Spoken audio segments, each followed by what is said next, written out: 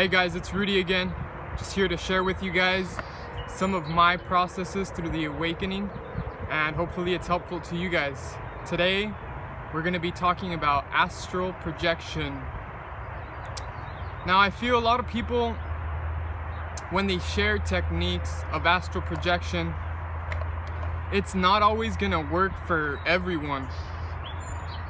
Not to say that there isn't some really good techniques that you could use to accomplish astral projection, but from what I found, maybe it's because I already had some experiences of having astral projected subconsciously, not acknowledging that I was actually doing it. And once I started acknowledging that I was doing it, I kind of just set the intention that I want to. So let me just start from the beginning how I do my process. And by the way, have any of you guys ever induced astral projection with marijuana? Because when I was living away from home and I would work really late nights, since I was working in the nighttime, I would sleep during the day, and sometimes I would get up because it would be really hot. And I was in a sleeping state already. And I would wake up and I would smoke just because it's what I'm used to and I really like smoking. And when I would go to sleep, if I wouldn't go to sleep right away, it wouldn't work. But if I were to go to sleep right after smoking, I would start leaving my body, I guess, in my dreams. And I kind of became conscious of this process, so I started using it. I would wake up when I was still tired and I still had about 2 more hours left of sleep, or an hour more, and I would smoke and I would astral project. But since it was so far from the time I was gonna wake up, I feel like I would astral project, I would come back and have earth dreams, and it would kind of dilute the experience and I wouldn't really remember it. But yeah, if you guys want to try that, try it when you're really tired, smoke and weed obviously, and then go right to sleep and see if it affects you guys, see if you guys actually get an astral projection experience. The way I go about it now is, since I meditate a lot more now, I'll just use that process versus smoking to tune myself in to the state of being prepared for it. Because when I want to astral project and I don't meditate, I just lay down and I anticipate for it to happen, or I'm not tired, I will literally lay there and nothing will happen. I will just become frustrated and most likely just fall asleep. And maybe I'll astral project, but usually it's not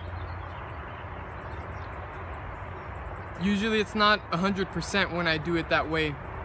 But the way I've been doing it lately is I wake up in the morning when I'm still sleepy again, kind of like I used to, and I'll meditate to induce that state of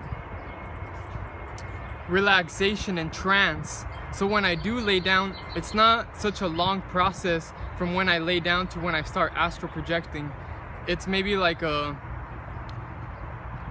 5-10 minute process, 15 at the longest. That's already even feels like a pretty long time.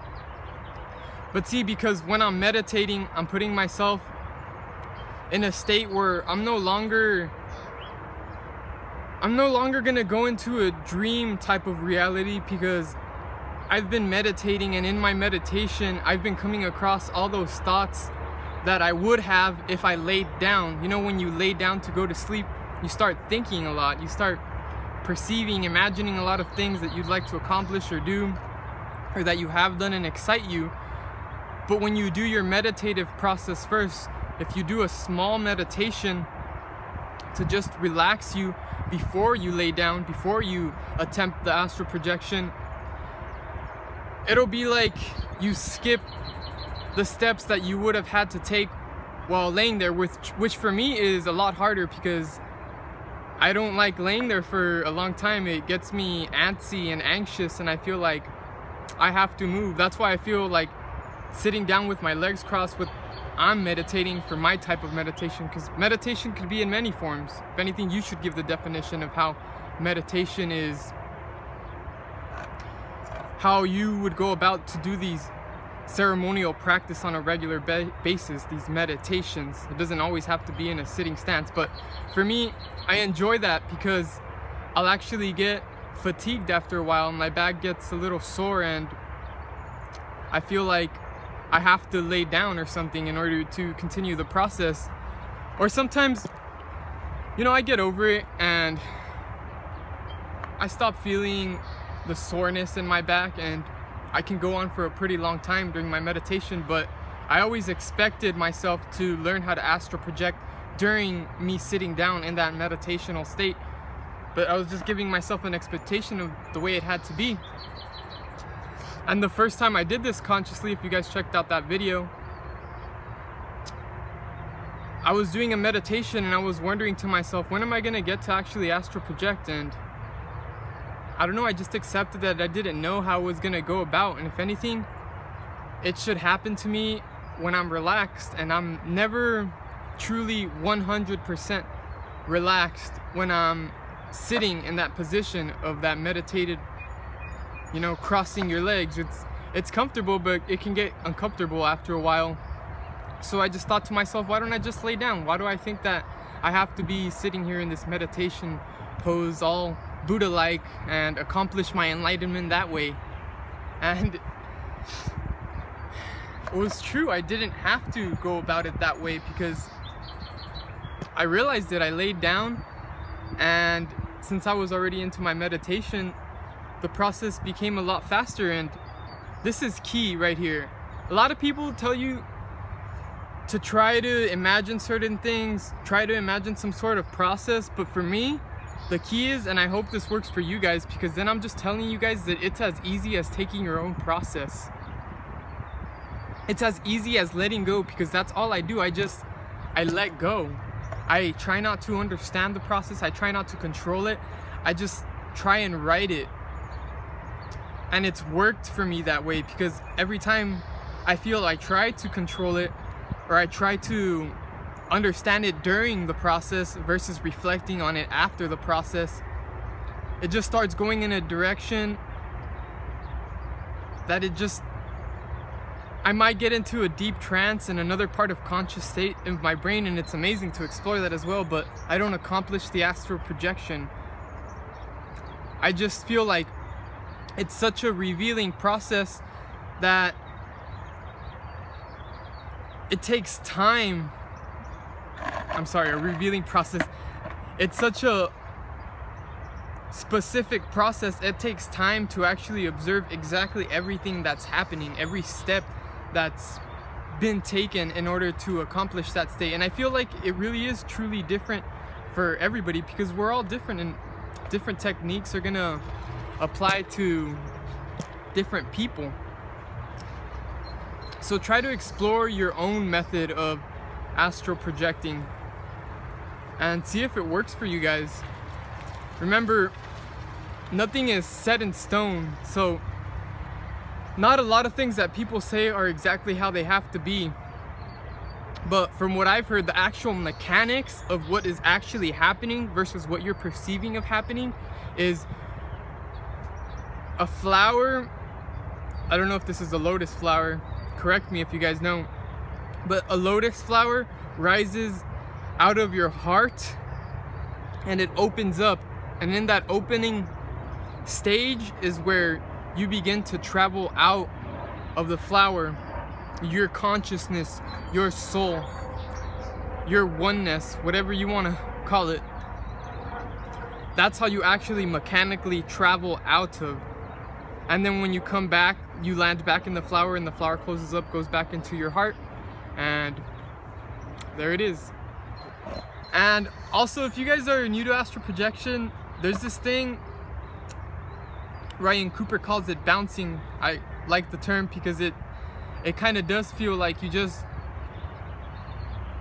exist in one moment And then if you start acknowledging your body, you're back to your body. And you could do this bouncing thing where when you end up back in your body, you could give yourself another attempt. I don't know exactly why this happens, but it does. As soon as you start acknowledging your physical being, you'll be back in it, in that paralysis state that people call. But then you have the opportunity to go for it again, and that's what I did today. I honestly didn't even acknowledge that I was astral projecting, and I was in some sort of dream state, and I started lucid dreaming, and I realized, like, oh, I did it. I was intending to do this, and now I'm here. I was in some sort of dream with my grandma, and as soon as I acknowledged that, I thought of my body, and I was back to my body in that energetic state, and I told myself, all right, well, let's attempt this again. And every time you keep reattempting, and the more I'm in the process, at least, it tends to be diluted, and when I wake up, I tend to forget it the longer the process goes on. Or if I'm jumping from multiple experience to multiple experience to multiple experience, it becomes diluted, and I almost forget the endings and remember the beginnings more. So that's just my process of it right now. Not talking to any crazy beings or traveling to any other amazing worlds consciously, but I have done it in the past. If you guys want to check out some of those videos, or I should actually upload more of actually traveling outside of Earth's realm and being in these worlds where the conscious states are just very different from what we experience here on Earth. So I hope that was helpful, and remember, just find your own path. There's many different ways of going about it, so don't think that my way has to be the only way, or anybody else's way has to be the only way, because really the experience that's happening here on Earth now, it's something new. So we're going to create new practices, new ways of accomplishing the world we want to get into. So understand that you can learn from our history and the information that's there, but there's a lot of new things, a lot of new information, a lot of new techniques, new practices that we could grow into. So be a part of that, create them, because that's what we're doing now. There's many people out there on the frontier of this information, and that's what we need. We need more spiritual teachers. So if you're one, get out there, put yourself on YouTube. People need this, even if it's just sharing information, even if it's sometimes misleading information. Sometimes people can assist you online, since you don't have a big community of people who could actually divert you towards the right path in your, your physical community, your family, the people you know, unless you do have a lot of friends that are spiritually connected. But if you don't, put yourself out there. Don't be afraid to be wrong. I mean, I would love it if somebody would come out and correct me on something and give me a new perspective, because I would take that on. Why wouldn't I? So thank you guys. I hope you guys enjoyed this video. Thanks for the likes, the comments, and the subscriptions. I really do appreciate it. I hope you guys are having a great day. See you guys later.